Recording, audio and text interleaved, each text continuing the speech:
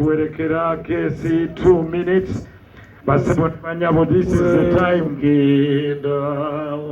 Pastor Bujingo ne Pastor Bugembe. The family, ladies and gentlemen, don't follow. Sabbath to create a space. Tugenda kutambula bwetuti. Pastor Bujingo ne Bugembe nga bakulembedde. Sabbath to space. Basabone banyabo. Family yetako. Sabbath to space. Ate we tunavaawo. Fengane tugenda kuwerekera. Emuzindale ni Pastor.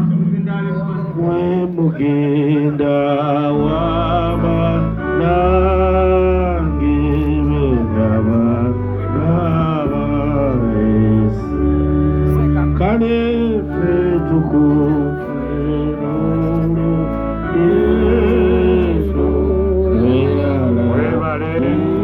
saba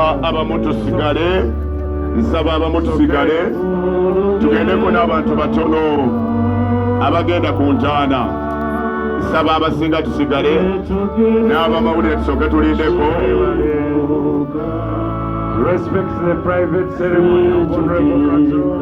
Saba abamawulire tusigale. Abana be bapeyinga last respect eri kitaabwe. Abana basinga okutugambe kimweta gyebayita private burial ceremony. Katuwe family chance emirungi omwana waayo. The last touch of their father, the last touch of their loved one, the last touch on our hero Kato. Farewell be Kato. Thank you very much.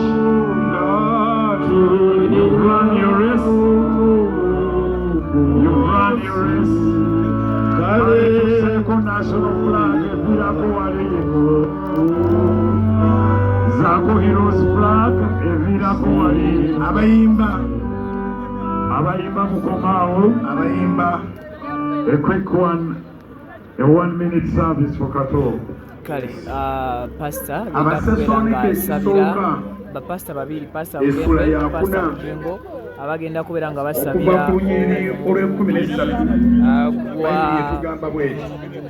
Honorable Kato obutategeera oluva wano abakungu bagenda okusookayo okubanga babasiibula era ng'abalala abatalina ssuubi Kato Lubwama kubanga bwe tukkiriza nga Yesu yafa n'azuukira era Katonda alireeta bw'atyo abeebaka ku bwa Yesu wamu naye kubanga ekyo kye tubabuulira mu kigambo kya Mukama ffe nga ffe abalamu abasigalawo okutuusa okujja kwa Mukama ffe tetulisooka abeebaka kubanga Mukama ffe yennyini aliko okuva mu ggulu n'okwogerera waggulu n'eddoboozi lya malayika omukulu n'ekkondeere lya Katonda n'abo abaafiira mu Kristo be balisooka okuzuukira.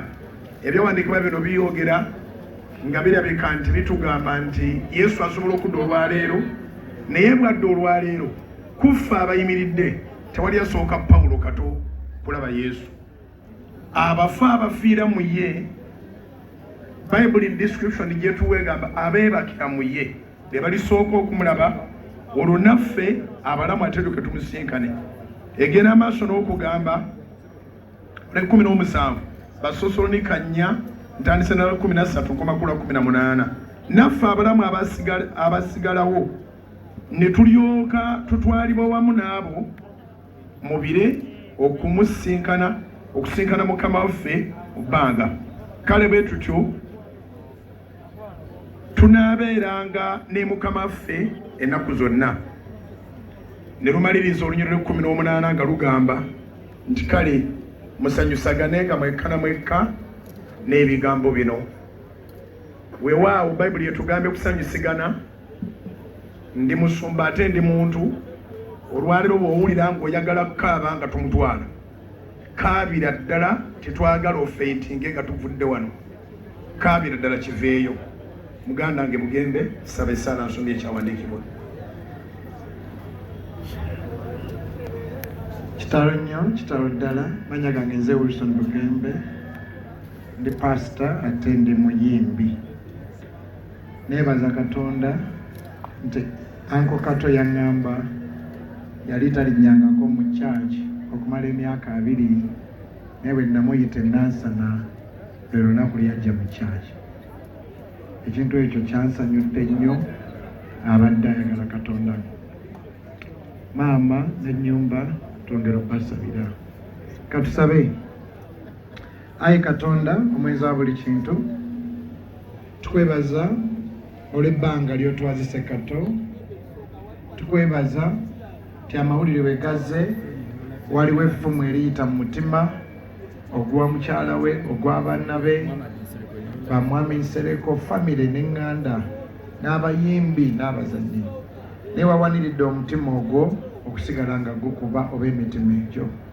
ayi Katonda omwesigwa bayibuli egamba nti yeggwe bba wa bannamwandu era yeggwe taata w'abamulekwa tukusaba era bayibuli ekwogerako nti yeggwe mubeezi atabulawo mu biro ebyokulaba ennaku tugenda okwerekera anko Kato effumu ebbanja ekituli ekiri mu mitima gwe wekka gw'aba atuulawo ayi Katonda tukwegayiridde nnyo oyongere okugumya mukyala we ne famire ye era nensabira buli muntu Mukama gwe wayogera naye ku bigambo by'okulokoka naye nga yatya tusabye Mukama bayibuli egambye mu Luka ti olitabeera n'endiga ze 100 emu bwebula aleka 99 ku lusozi n'anoonyemu eyabula bw'oba oli wano ng'olwaleero otunudde n'olengera anko Kato ng'asirise Yesu Kristo akonkona ku mutima gwo agamba bw'oggulawo n'ayingira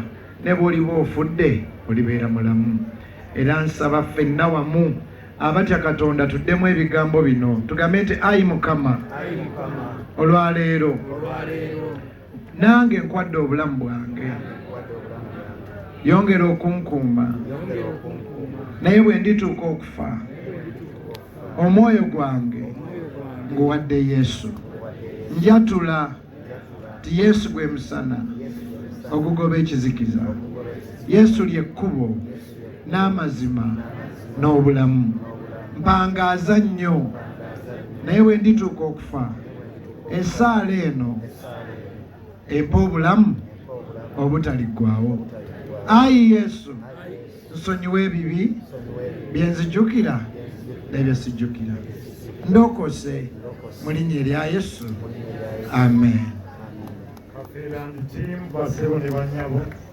tugenda kubanga tugenda naye bwe tutuuka eri then nja kubabulira ekyokukola naye tuwaliwo n'omukuffe ajja kusooka bafamire okubanga bakola omukolo ogw'okusiika tukutendereza Yesu Yesu oli mwana Civil President Ekatikkiro Mire bannanga abapyuno twagala genderamu eno geno convoy Kapera and team mugende maaso kuba mufumi casket let's move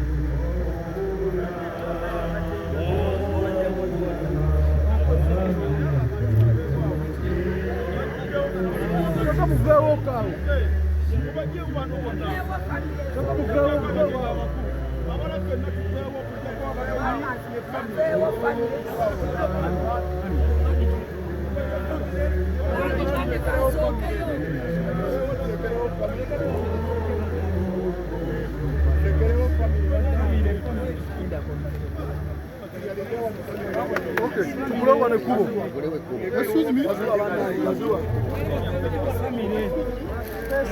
Mama, we have space. Space, space.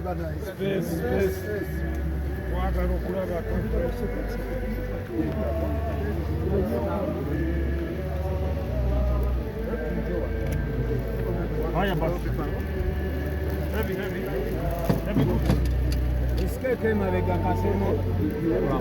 Esquece kawe mavega kasemo.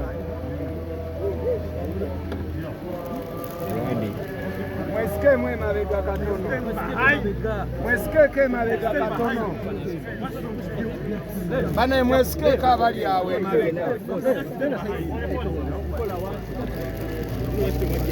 Mpola mpola abajja.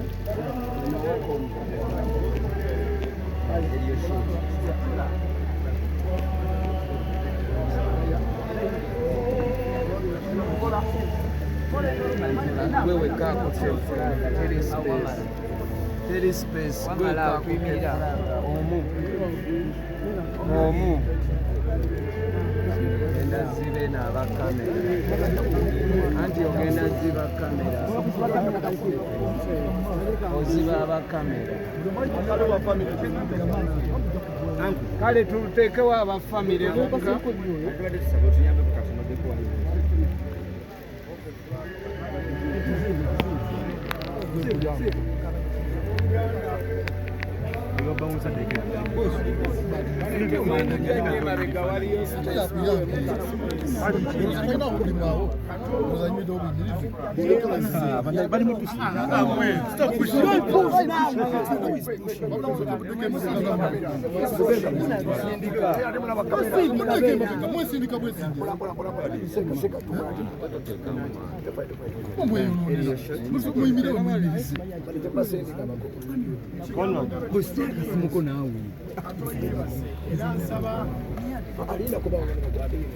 Ensikuuma ya Bayibuli gye tuba tukwata tulemu okusubira ekigambo ky'ogamba nti ate Bayibuli ababeebaka ne beebakanga balina Mukama waffe akagombole kalisigala kali kusooka okwambuka okuzuukira okusinkana Mukama waffe abalibeera abalamu naffe tukusinkana.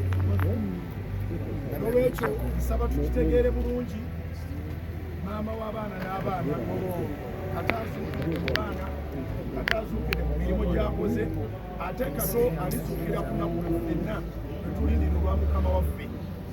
N'olwekyo kato weebake mirembe mu linnya lya Mukama waffe Yesu okutuuka lwe tulisisinkana kubanga ffenna bw'alijja nga tukyali balamu mwe mulisooka omulaba bw'alijja nga ffenna twagenda tulyambukira wamu okusinkana.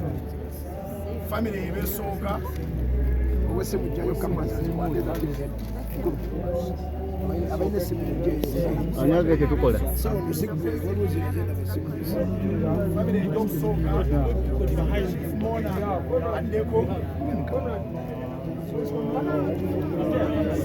Brenda Mukiza nje mmaaso Brenda Mukiza Brenda jangu wait mumse kama kantu hapo